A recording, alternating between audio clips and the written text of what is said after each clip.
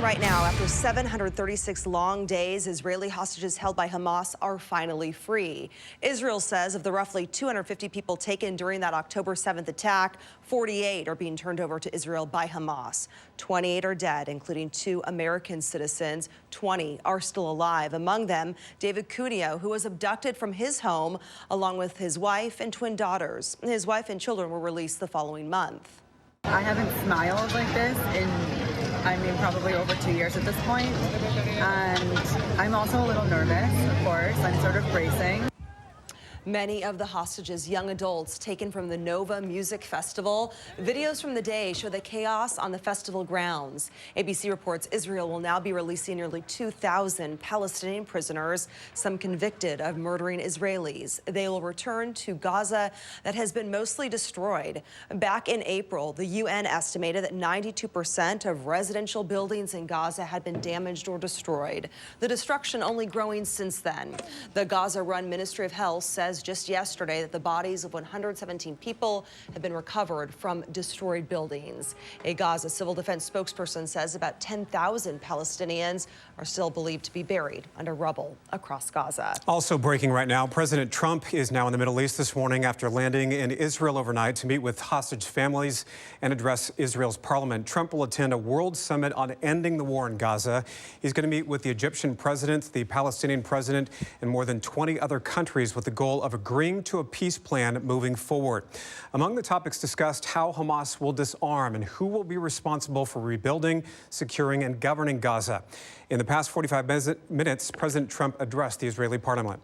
After 2 harrowing years in darkness and captivity, 20 courageous hostages are returning to the glorious embrace of their families, and it is glorious. 28 more precious loved ones are coming home at last to rest in this sacred soil for all of time. And after so many years of unceasing war and endless danger, today the skies are calm, the guns are silent, the sirens are still, and the sun rises on a holy land that is finally at peace, a land and a region that will live, God willing, in peace for all eternity.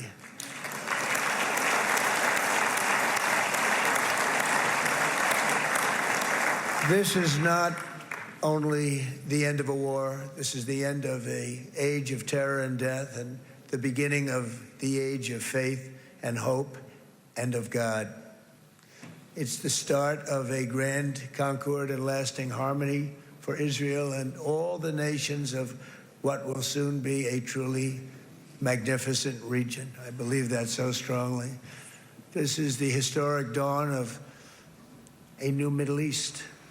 At one point during his remarks, some in the Knesset began shouting. He was quickly whisked away by security, to which President Trump remarked, quote, "That was very efficient." And President Trump's speech continued. As we mentioned, President Trump's next stop is in Egypt. And breaking now from the live desk, these live pictures coming in as President Trump continues to speak in front of Israel's parliament about an hour after his remarks first began this morning. Also wanted to show you this. The Prime Minister's Office of Israel releasing the photos of the 20 living hostages that have now been released as a part of this peace deal this morning. These are 13 of the 20 living hostages that have now been released.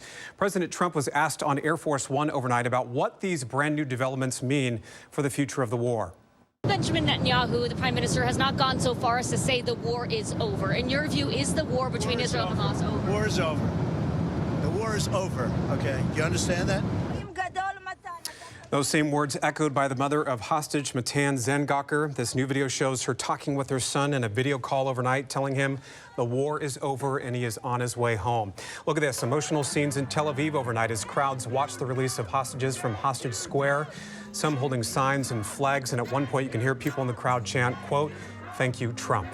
We are continuing to follow these breaking developments in the Middle East. We have more details about the historic ceasefire negotiations on our website at KOMOnews.com. Coming up at 5:30, we'll have an update on the release of hostages and reaction from local Jewish communities.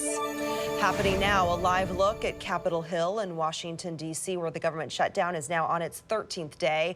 Democrats are standing firm on their demands to include health care policy into the GOP's short-term funding bill. Republicans, meanwhile, say the issue can can wait till after they reopen the government.